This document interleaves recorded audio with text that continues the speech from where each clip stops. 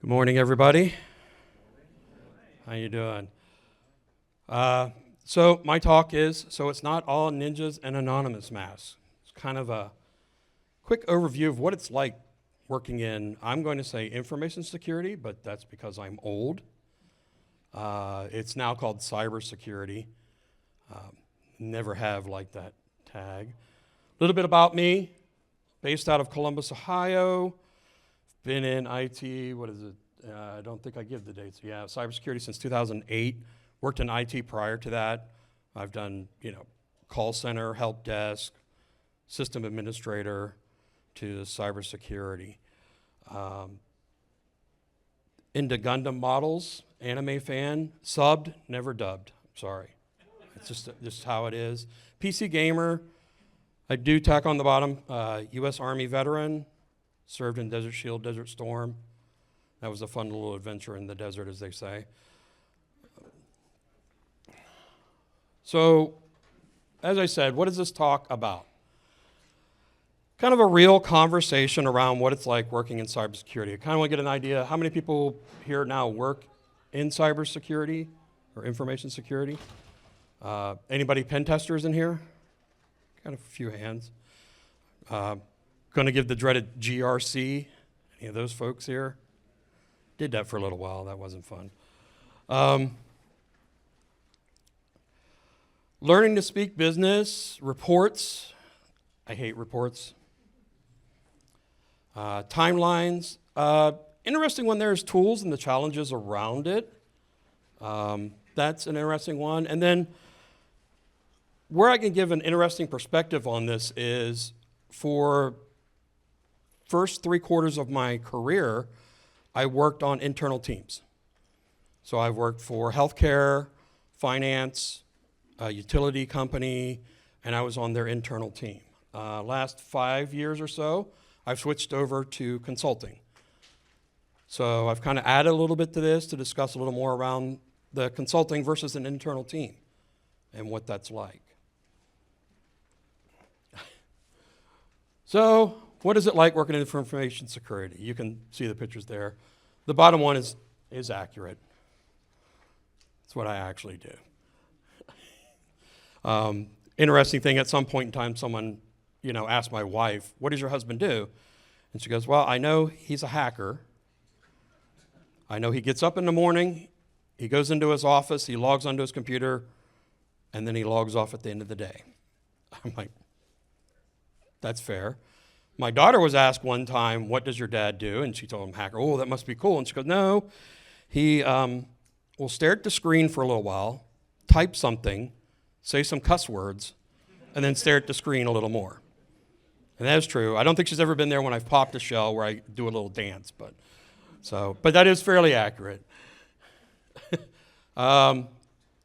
This is a video. I don't think it's going to play, though, but if you've ever seen this movie, Hackers, please, I hope so. This is where he's screaming, "Hack the planet," out of the back of the police car. A lot of people, that's what they think this is all about when they get in this industry, is just hacking the planet. Oh, it is going to play it, but there's no audio. Found this, I thought that was amazing. So this is my point of view and my experience. Everybody else's experience is going to be different. It's not a technical talk, and I don't mind, if you have questions or, suggestions, or if you want to call me out and say that's BS, you're more than welcome to. It may appear as if I'm rambling, and probably pretty much I am. I was kind of interesting when I sent this through the review process. I had to warn them and say, "Okay, guys, this isn't a technical talk. This is just kind of a speaking point kind of talk." So they're like, "Oh, okay." So now we will go quickly. I do have 250 slides we need to get through in an hour. No, I would not do that to anybody. Death by PowerPoint, as they call it. I also, in some of this, it's going to sound like there's no fun. There is fun. A lot of times you have to find that fun, but there is fun to be had. It's also, in my span, is realizing some of the realities of the business involved and understanding business. That's the tough thing. And I tell you, when I started out, I wanted to hack the planet. I'm going to do all that cool stuff. I'm going to hack the Gibson, and that kind of thing. Doesn't quite work that way. So you want to work in, and I crossed it out, information security or cybersecurity. A lot of people, they ask me, they say, oh, I want to get into cybersecurity. And I'm like, well, what part? And they're like, what do you mean? I'm like, well, there's what I do, which is a pen tester. There's compliance, there's risk, there's governance, incident response. You got your blue teams out there too. Do you want to go into management? CISO, CIO, director, manager. And depending on what company you go for, a lot of times when you start hitting those management positions, you stop being technical and you have to be a manager. If you're doing both, and I have done those jobs where I was a director, but I was also technical and managing people, time management is an interesting constraint that you'll run into with that. Vulnerability research or exploit, disaster recovery, IAM, identity access management. And then, of course, at the bottom, like I said, what I do, penetration tester. The cool stuff, as all the cool kids say. So we'll talk a little bit about the day-to-day. Do you like meetings? Now, when I worked internal, that was a big thing. A lot of talking about it. And I'm going to tell you now, even as consulting, there's still a lot of talking about it. The big thing with the meetings, though, especially at the point where I get involved, is defining the scope. Knowing your audience, also developing social skills to be able to interact with people and talk with people and figure out what they need. And that translates from consulting to internal more than you think. A lot of companies that I worked for, there's big companies, small companies, they all have different departments. Different departments have different needs and different reasons. If you're going to test HR, why does HR need a test? What are they worried about?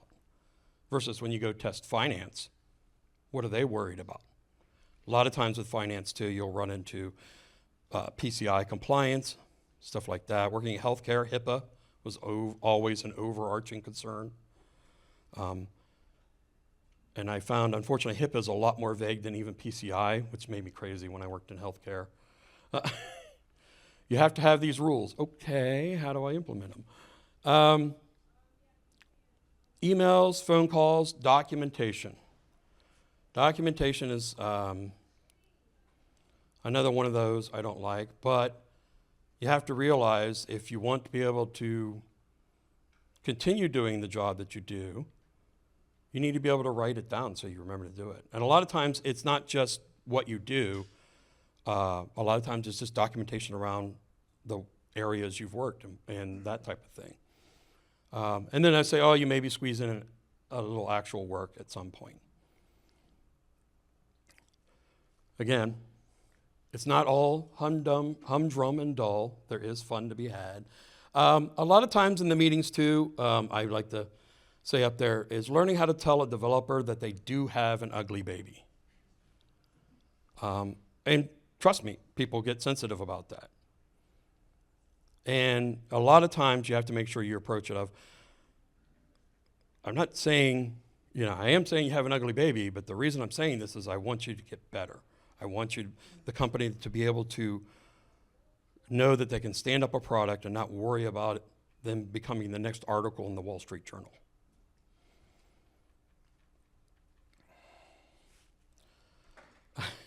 So learning to talk business. A lot of things on the internal, people are like, well, why do we need to do this? And again, I said a lot of times on telling people, well, you need to fix these vulnerabilities, that isn't enough. Sometimes you have to equate it to, if we get fined by PCI, by HIPAA, the Fed, one of those, that's going to cost us money that we could have prevented that loss. Like I said, converting the issue into money. That's always an interesting one. And I know, working in this industry, that's a hard one to cross over and think about.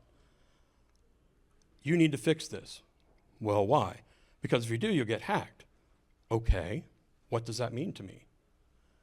You have to be able to show them, if this happens, these are the things that could happen. These are the repercussions that could happen. Reputation and integrity. Using real-world examples, too, when you find this stuff. I worked for a financial firm that was actually recently acquired by another credit card company. We'll just say orange was the color of the credit card company I worked for. We were doing external scans of all our websites that we had out there. Now, we were doing it kind of on a quarterly basis. We wanted it to be continuous scanning. And we had a third party that provided the scanning for us.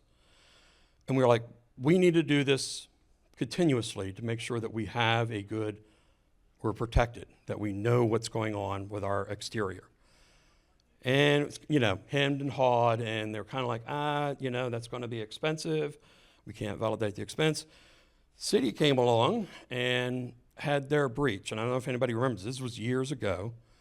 I guess they pushed out some code, and they forgot to take out the part where it put the account number in the URL. Somebody discovered this and said, well, let me just start iterating numbers, and we're able to see other people's accounts.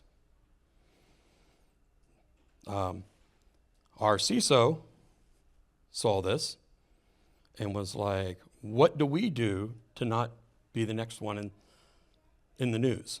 And we said, we need to be running continuous scanning on our external environment. Because we know our developers are changing the website all the time. We were agile shop. It's another dirty word in my opinion, and they were pushing out code at least once to twice a month. Now, a lot of times it was just changing text on a page.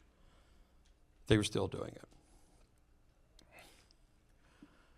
Timelines. Some say it's deadlines. Even on an internal team, I discovered that you'll only be given a certain amount of time to perform a task. Now, in consulting, that's even more present. Now, if you're doing red teaming, as they call it, the definition that I know of red teaming, a lot of times that gets to be a longer-term engagement. So they're going to say, we want you to play as the adversary, and we'll give you 6 months. A lot of the tests, though, now I do, week, 2 weeks, depending on the scope, how large the scope is. And that even applied when I worked in an internal team. Getting stuck or going down the rabbit hole, as they say, can kill you when doing this work. And I know it's tough. Being able to time manage is like I said. Being able to look at a problem. I know right now in our pen testing class, you give it 5 minutes or 5 tries is what we suggest. If you can't get to what you're looking for at that point in time, put it aside. Come back to it later if you have time. Or hopefully, if it's a reoccurring customer, you can come back to it or have somebody else take a look at it for you. And document. As you're doing all this process, document what you did. And I'm going to be honest with you, I'm horrible about doing that. Now, I officially, as of 2 hours ago at 9 a.m., I've been working for Secure Ideas for 1 year. Made my 1 year anniversary. I have learned at Secure Ideas, because the way we do our work, we always have 2 consultants on a job. Documenting is important. Also collaborating. And that's kind of something I get into later too, about the work environments. Documenting is important because that way they can see what you've worked on so that they're not also doing the same thing. Or, like I said, if you collaborate with them, you can at least show, hey, here's what I have done. I can't get anywhere on this. Can you take a look at it for me? And everybody I work with is great about that. Or even just, they can say, oh, I see what you need to do, David, and they make it into a teaching moment.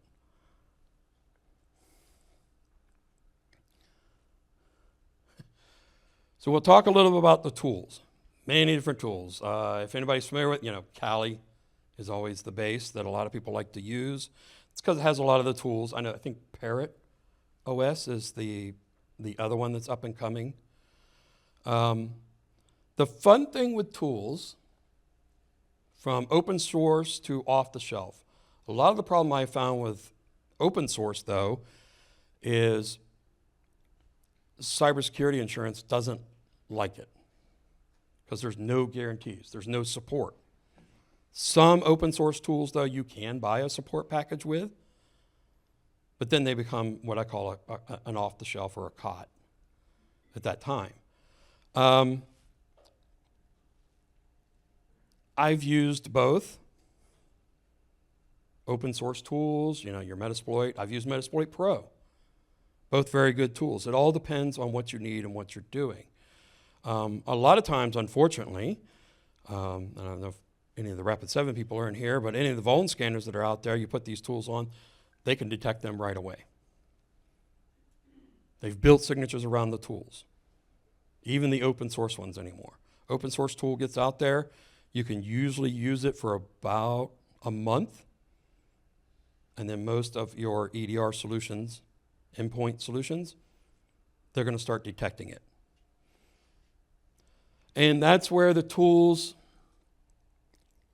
become interesting because, and we're kind of dealing with this now, to get your cybersecurity insurance, they say all your desktops have to meet these requirements.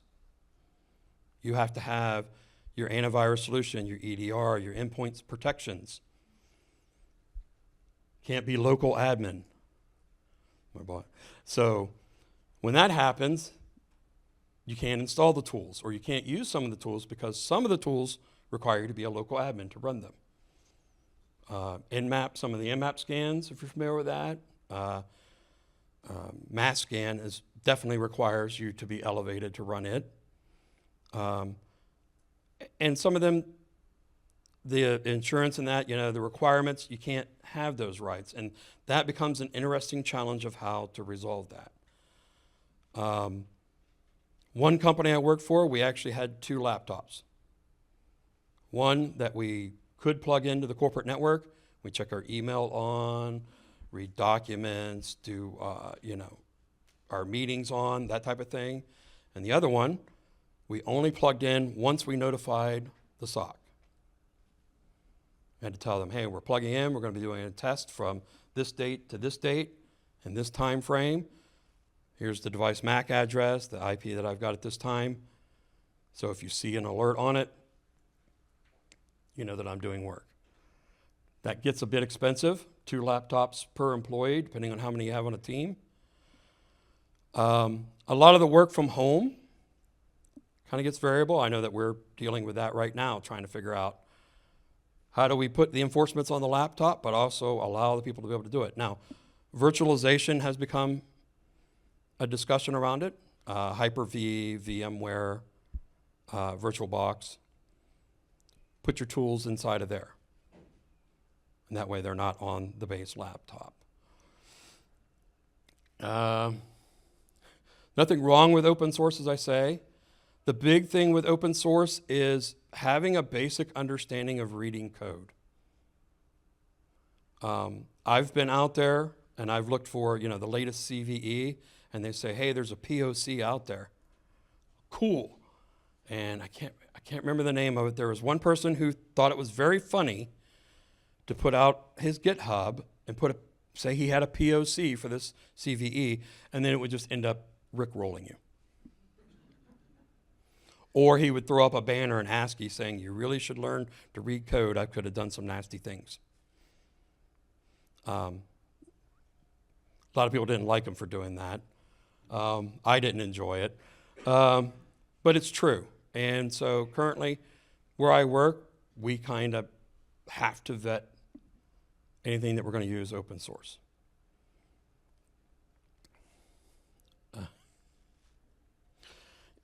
Also, too, as I say there, you can always remember your best effort to recommend a certain tool, you can always be overridden. That was an interesting one. In one of my jobs I worked, we were given 3 off-the-shelf solutions to do what we call a bake-off. Test all 3 of them. Come back to, my manager said, come back to me with the 2 that you choose. So we had a team of 5 guys. We went through all of them, looked at all the features, everything that they did, ran some testing with them, came back with the 2 we wanted, and he said, okay, I agree with number 1 that you chose, but I still want the one that you didn't choose. And that's what we got. But you have to accept that and learn to work with it. And like I was saying, many of the security solutions on most of the laptops, the tools that we use, it will block them, or throw errors, or send messages, and then you get an email from your boss saying, what are you doing?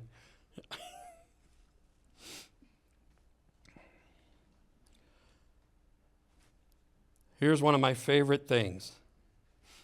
Reports. And as much as I rail against how much I dislike writing reports, especially now in consulting, and even on an internal team, cool, you hacked the Gibson. That's cool. But if you can't tell the customer, and even on an internal, if it's somebody within that company, if you can't tell the customer what you did and what they need to do to fix it, what were you trying to accomplish then? And I know a lot of times we get told right now, in consulting, that's what the customer is paying for, is that report. They're not paying to see that, for me to tell them that I hacked the Gibson. They're wanting to know what I did, and a lot of times you got to make sure you can write it in a way to offer them how can they fix it. Another thing that I have seen happen, and with reporting, and you got to make sure you cover this, is provide them with a way they can repeat the task that you did, even if you're on an internal company team. Because a lot of times you might not have the time or resources to go back and retest the thing that they've fixed. But if they can test it themselves, or if it's something that Active Directory Certificate Services is the big hot thing too, ADCS. And I don't know if you're familiar with the tools, there's Certify, Certipy that are used along with that. Provide them with the links to those tools so that they can check after they feel they fixed it and generate that report to know. I think that's a value add, and I've always felt that's a value add. And unfortunately, I have seen a lot of companies, they don't do that. That's their secret sauce. We can't tell you how to do that. Why not? I've never understood that. And I feel too, if you provide them that value add, if they came to you in the first place, if they need it retested, they'll come back to you again. Gives you a voice to show the owners the best recommendations around it. It's also, a lot of times with reports, I call it CYAP, cover your back end with paper. And that's where, if we go back a little bit where I talked about documenting while you're testing, that's also another big one. Because I've been on many tests, and we'll get an email, we'll get a phone call, we'll get a text, we'll get a message saying, are you guys testing right now? Yes. Did you do XYZ? No. Are you messing with XYZ? No. Well, XYZ is down right now, and it's affecting all of this area, so you need to stop. Okay. As long as you're documenting, you can go back through and show them, well, this is what I was doing. I wasn't even anywhere near that area. And I will tell you now, it's always DNS. That's the first one I'm going to blame. So, but a lot of times, if you're in performing testing, and this has happened both internal team and consulting, it's always the testers that get kind of questioned first. And admittedly, I have broken things before, but I always make sure that when that happens, you tell someone. Don't try to hide it. I do remember one time, we had in a test when I worked in the healthcare, we had a third party in. He tried brute forcing an ID that he found It was something to do in our PeopleSoft back end, and it ended up breaking reporting. Everybody in the organization then could not generate a report. What we later found out was it was a unique ID that one of the people on the team had created that was kind of the liaison from the end user to the back end that generated the reports for them and then handed it back to them. No one knew it. And this guy worked remote, and no one could get hold of him. That was a fun day.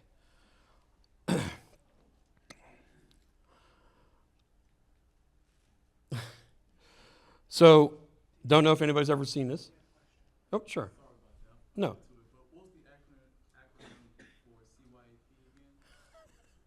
Cover your with paper. That actually, I learned that in my Army days. CYAP. So a little bit about, working in the corporate environment. Unfortunately, this won't be your workstation. Now, if you work from home, you might be able to set something up like this, and those are the back of the days, yeah, I think, what are those, 17-inch maybe? That was the big LCDs at that time. I rock dual 49-inch ultra-wides now, so.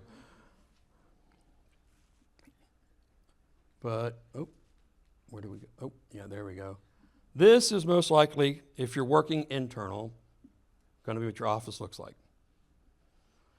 Now, there are different, companies have the open air designs, and they have the hoteling. And then I want to expand on this a little bit, because there's a star there, because now with work from home, it's your home office. And from experience, I would tell you, have a dedicated home office. Somewhere you can go where you're doing work. A little bit isolated from everybody else so you can concentrate and you're not disturbed or distracted. Unfortunately, in my office, I have all my 3D printers, my laptops, all my gadgets, but I make sure to shove them to the side so they don't disturb me. Also, too, most companies, I yet to find any dress code that is this relaxed.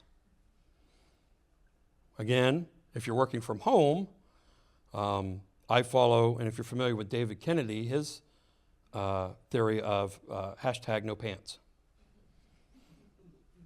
Because everything on camera, as long as you see from mid-chest up, you're good to go. Just don't stand up. I know I've seen those people, the funny work videos where people stand up. That type of thing. If you have children or pets, I've also seen that even within our company, where the pets wander in or want attention at the time, which is cool.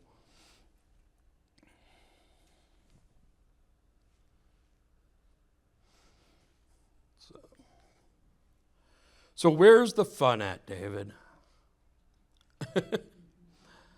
So in the years that I've done this, I found the fun is where you make it. Yes, there are the times you're getting to do the cool hacks, you're exploring networks, but even when you're doing, we'll just say pen testing, there are times you're running an Nmap scan. Anybody ever watch an Nmap scan? I'd rather watch paint dry sometimes. Some of my coworkers prefer mass scan. They say it's faster. Faster isn't always better too, though. I know we talk about that in our pen course a little bit. You can get a lot more errors. A lot of times, though, getting to learn new things, whether it's related to your work or not. I've gotten to do some work and work in some areas where I get to learn about companies. Well, I didn't know there was a company that did that. That's really cool. I didn't know there was a department in the company I'm working in that did that. One of the new things I got to do when I worked in the finance company was learn about ISO 8583. Anyone familiar with that? That is the communication protocol that is used on the back end of credit card processing. And each credit card company does it differently. They could send blobs, they could send binaries, they can send ASCII. They hand out a manual, though, because if you're a third-party processor, you're processing credit cards, and you want to talk to Discover, Visa, MasterCard, you have to transmit in that ISO 8583 protocol. I actually got to be able to get on the back end of that, wrote a Python program, and was able to talk to those systems because I was told, you won't be able to do anything. That was a challenge accepted. I did reach the point where I could communicate with the systems. And what's interesting is the way they communicate is all they do is send a time of day request, and if you get it back, you've established communications with that system. And then usually for them, they start transmitting the credit card data. I kind of asked my manager, I said, hey, I've got my program working, I can do this. How far do you want me to go? He goes, that's far enough. I'm like, you sure you don't want me to run up some charges or anything? He goes, nope. I said, can I delete some of the debt on my credit card? He goes, no, you definitely cannot do that. So I've also told people that working this career is kind of like working in the medical field. You're always learning, always something new going on. At my age now, as long as I've been doing this, sometimes I feel I fall far behind all the kids and what they're doing and out there. You know, I go to these talks, and especially when the reverse engineering, those ones just blow my mind. There's people doing some really cool stuff out there. But always learning and reading and learning where you can use that in your work. Is it applicable? Now, it may not be, but I always feel, you know, continuing education is a good thing. And you never know when it might pop up. I read about and I post in our group chat all the time about, hey, there's a new CVE out on, I think, Apache Tomcat. I think there's always a new CVE out on Apache Tomcat, but and a couple others like that. You never know when you're going to run into it, but when you do, it's kind of nice to have that knowledge out there. Setting up labs. So the next point there about seeing the vulnerabilities you discover being remediated. That applied a lot when I worked on internal teams. Because you got to be there from what I call beginning to end. Now, in consulting, you hope that you retain that client, that you can do that for them too. Not always the case. I've had some instances in previous consulting where they're coming in because they need it for PCI compliance. You perform the pen test, you give them the report, and they say thank you, and they walk away. And you have to learn to accept that. It took me a while when I started in consulting to be able to accept that, because I was used, like I said, being on internal teams for majority of my career. I was used to being able to say, okay, here's the problem there. All right, what do we need to do? What's your recommendation to fix this? Well, you need to do A, B, C, D. Well, we can't do that because of this. All right, well, let's work together. How can we mitigate it? What controls can we put around it? We do offer that with my company now. We definitely are willing to help people. It's all a matter of, up to the client. Internal teams too, though, you will still run into that too. I work for a power utility. If anyone's familiar with electricity utilities, we would go to the generation department all the time and say, we want to do a pen test. And they were like, there's no need. We know we're vulnerable. That hurts. But, and a lot of times, unfortunately, what it is because they're stuck running legacy equipment. And I think I had one engineer one time explain it best, and this was at the power utility. Go over there and turn on that switch. Did the light come on? Then it's working. Don't mess with it. Okay. Then that's where you got to start thinking, well, let's switch gears then. Let's think about how can we protect it around that? What can we do to make sure at least if we can prevent it, nobody can get inside there? Is it isolated? I know I read all the reports all the time of these companies where their SCADA, their internal equipment, for some odd reason was connected to their company network because they needed to be able to talk to it for something or another. But so, kind of discovered that, live story at a nuclear power plant that I tested one time. Now, that's a pretty serious test. Actually, it was pretty serious just to get on campus, armed guards at the gate. But it was kind of interesting. We got challenged with, you won't be able to get into our lab that we have, that we test all the configs for the routers for in the plant itself. And this was another talk that I did. Actually, I was able to get into that lab. We were able to see all the binaries that they used for the switches and that in there. Didn't modify anything, and I showed them that. That was kind of interesting. And what was funny was they have technologies in place to prevent people from being able to do that, but they just weren't using it.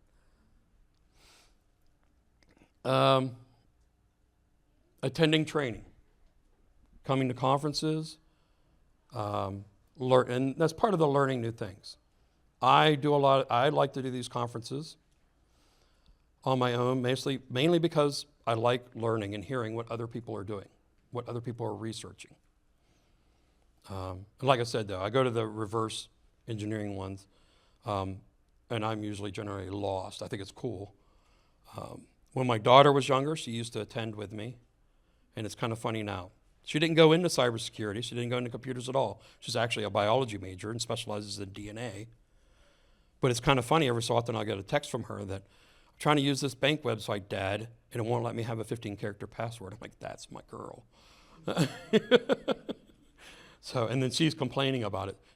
And what was funny was her college campus, they used RFID badges, IDs, to get into all the rooms. She never would let me clone her badge. I don't know. I tried to get her to do it. Both local and travel. I always suggest, if you're starting out, attend your local B-sides if you have one, or if it's within a reasonable distance to get to.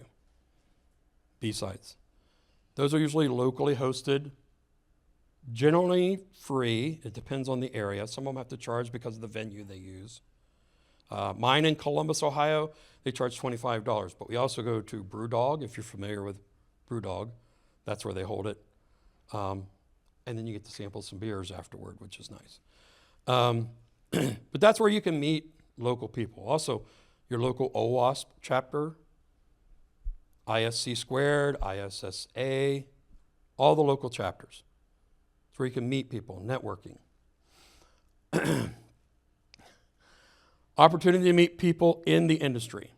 So currently my boss, Kevin Johnson, I originally known him for 15 years now, approximately. Met him when I took a SANS course, took his web application pen testing SANS course. It seemed like then, every time I went to a conference, he was there. And then finally I get to work for him. And you can tell Kevin, I regret it now. No, just kidding. He's a great guy. David Kennedy, if you're familiar with him. I met him back in the days when he wrote Fast Track, if you're familiar with that. This is where I worked at a healthcare organization where they came in and within 2 hours had full control of our domain. I was the liaison. We had to bring in a third party every 3 years just to make sure that we were doing our job to evaluate. They sat down, they plugged in. We used static DHCP, and I know that will hurt for some people. We used MAC pools, essentially. In order to get on the network, your MAC address had to be in some software we're using in order to be issued an IP. They sat down, they plugged in, didn't get an IP, that's fine. Found a printer that was on there, took over the printer IP, the MAC address of the printer, got on the network. A few minutes later, they were like, we have DA, domain admin. I walked out of there, walked into my VP's office and said, they have DA. And he was like, wait, already? I'm like, yeah. What was funny about that was I looked at Dave Kennedy's laptop and he had the Fast Track logo on there. And I go, oh man, Fast Track. I really love that program. I didn't know him by face at that time. He goes, oh, well, I wrote that. Of course, I fanboyed at that moment. Paul Asadorian, I met him at DEF CON 19, was standing in line to get coffee. Saw him there. I happened to have his hack, I don't know if you're familiar with the logo, he used to say hack naked. I had one of his shirts on, it was kind of interesting. Differences from internal to consulting. Travel is one of them. Now, during the COVID time, a lot of consulting firms had to adjust and figure out what they were going to do. A lot of times they figured out, okay, well, we can send an appliance to your company, you plug it in, it connects back to us, and then we're essentially on your network then, so we don't have to be there. We still do that now. Or we can provide you with a VM, and you can spin that up. You still got some travel. When I worked for the utility, when we were testing substations, we actually got to go travel out to different substations. We were going to go to a wind farm. That was going to be cool. They wanted us to plant a Raspberry Pi to see if we could get it to beacon back and see what we could do from that. That never did come to fruition, but I was hoping to get to do that. As I mentioned before, as part of the internal team, you get to follow the full life cycle of a remediation. Consulting doesn't happen as often. Depends on the relationship you have with your client at that time. Office life, shared office. Now, this is kind of a hot topic right now because everybody's getting the RTO, return to office mandate. Except for in some of the IT fields. I know for a while there, I've got a bunch of friends who work for the state of Ohio. And because they were in IT, they were allowed to stay at home. And then now they're having to mandate be in the office now too. Don't understand it, why we could do it in 2020, 2021, 2022, and everything worked fine. And all of a sudden we got to be back in. There's a whole business discussion around that, and probably politics too, which we won't get into. Dress code, attire. Now, generally when I worked in office, we were at least business casual. It was a polo shirt, we could wear jeans, maybe slacks, depends on the company. At home, as I've told, my manager, if I stand up, you're gonna see shorts in the summer and sweatpants or pajama pants in the winter. Now, we do have to present a good face. When I'm on a call with clients, I have to wear the button-up shirt. Fortunately, I haven't had a client yet ask me to stand up, so when that happens, that's going to be an interesting day. To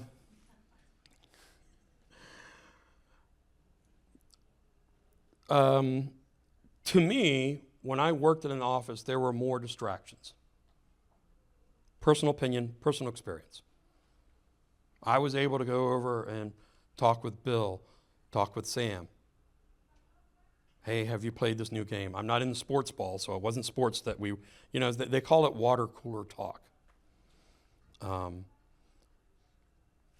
Working at home, now, are there distractions at home? I won't say it's perfectly, I'm totally focused 1,000%. Oh, wait, I will say that since my boss is here. I'm 1,000% focused all the time when I work at home. No.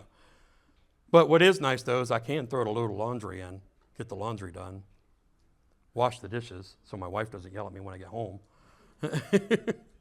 That kind of thing. I've got robot vacuums. I don't have to vacuum anymore. I stopped that. The big hot topic, as I marked about, collaboration. I haven't found an issue with if I need to talk to someone to ping them. So I don't have a problem with that. We have a company chat program that we use. I need to ping someone. I can either ping the group or someone individually if I know it's a specific area and talk with them. And actually it's highly encouraged, especially during a test. You should be collaborating. If you're working with someone, you should be collaborating with that person. And we set up video meets for that project so that the people working on it can be in there. And even if you're not saying anything, and those are the funny ones when you get into a group chat, and nobody's talking, but you can hear keyboards clicking and mice clicking, people looking at the screen. But that's always good, though, because if something pops up, you can talk about it. I have also worked at another consulting firm, not this one, not the current one, where the collaboration was a bit sparse. And that made it tough sometimes. I don't know everything. I like being able now to be able to ping someone and say, hey. Now in the office, I would say it was easier, but again, then all the distractions come in. Because you start out talking about something you're working on, and then you end up on to, if you're into sports ball, the game. Or me, it was usually the latest video game or the video card I'm trying to buy, but I can't buy it because NVIDIA. Whole nother discussion.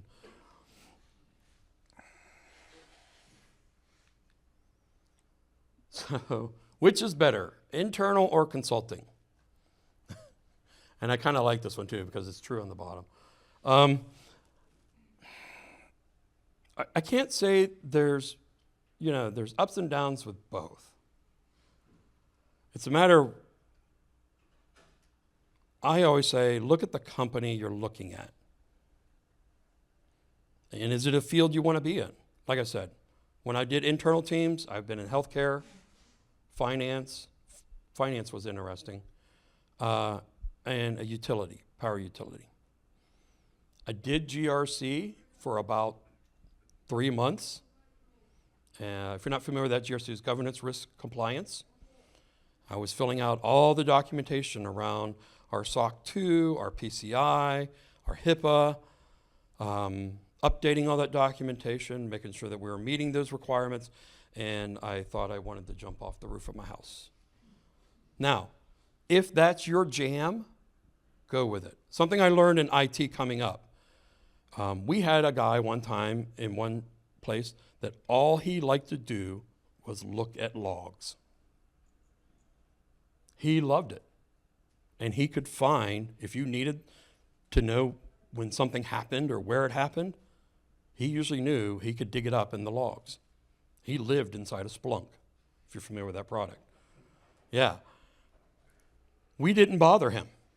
Nobody else wanted to do that. We let him do it. And you'll learn, if you got people that, that's their specialty, let them do it if they enjoy it. And that's the thing you got to look for. And like I mentioned earlier on in the slides, figure out, is it pen testing you really want to do, or is it something else? I know a lot of people who work on the blue team. I'm not going to say purple team. I don't agree with that terminology, but I do feel if you are on a blue team, and whether you bring in an outside firm or you have an internal firm, that red team and blue team should work together. We do some jobs where we call ride-alongs. We are sitting there pen testing while we're doing it, and we have somebody from the blue team right there with us while we're doing it. Hey, I did X, Y, Z. Did you see it? No, I didn't. Then they can get information from us as to, what's our source IP? What time did we start it? What time did we stop? And they can go back. And then we work with them to help refine their tools so they can detect those types of attacks. A lot of times, unfortunately, you buy the blinky box, you put it all in, you check all the boxes, but it'll catch a lot of the default attacks, but if you go a little bit outside of the normal, it doesn't see that.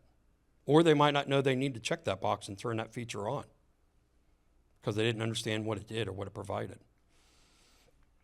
So back to which is better.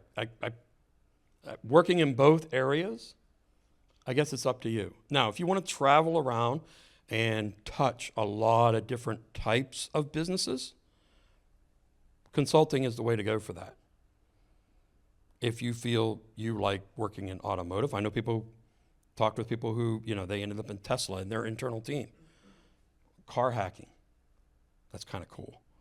That's where they went. So it's one of those, you need to figure out what you want to do. And I know in life, a lot of times, lost my thought there, and I apologize for that. Well, I know I told my daughter for a long time there. She didn't know what she wanted to do. And that's to go with, I'm on the questions one. So, are there any questions? And even after this, we do have a table, and I'll be around. You know, catch me if you come up with something later. Right here. Why don't you agree with the terminology, I guess, of purple tape? I feel red should be red and blue should be blue. Okay. Now, when you work together, yeah, that makes purple. I agree with that. But I don't think, you know, everybody has their specialty. Each team is doing their jam, as I say. Now, should you be collaborating? Should you be working together? 1,000%. I've been in adversarial situations where I've worked on the internal team where it seemed like it was us against them. Did that help the company? I don't agree with that. Over here. Have you decided to stand up your own AI LLM to help write your reports? It has been discussed. And local, yes. That is the big thing.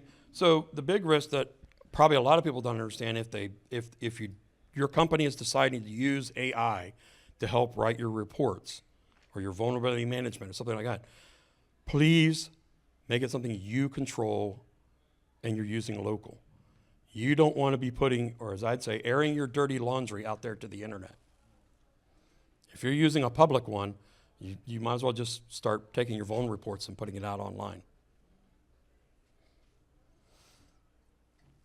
Any other questions? When you mentioned, the AI and cloud, using a cloud solution, basically, especially in paper, it makes me think about any other cloud solutions. Like, because with my company, we got a number of cloud solutions. What's your thought about internal on-prem solutions versus on cloud? So they both present their problems, but in different ways. A lot of people are going to cloud. You know, we're going to Intra ID for our AD. We're going to this, the application as a service and that.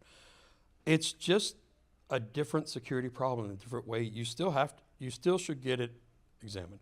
A lot of times those are called risk assessments, that type of thing. You still should have it examined, have somebody look at it. I've looked at, the AWS dashboard, and yeah, I get lost in there. And when you're just implementing IDs, there's a lot of checkboxes around the security. And I can see very easily how you can miss one checkbox that prevents, something from happening. I don't really have a strong opinion about it other than the cloud is just somebody else's computer. So a lot of people think, oh, it's their responsibility to secure it. And unfortunately, no, that's not. All those solutions say, we're going to give you the space, we're going to give you the service. It's up to you to configure it to be secure. Good? All right.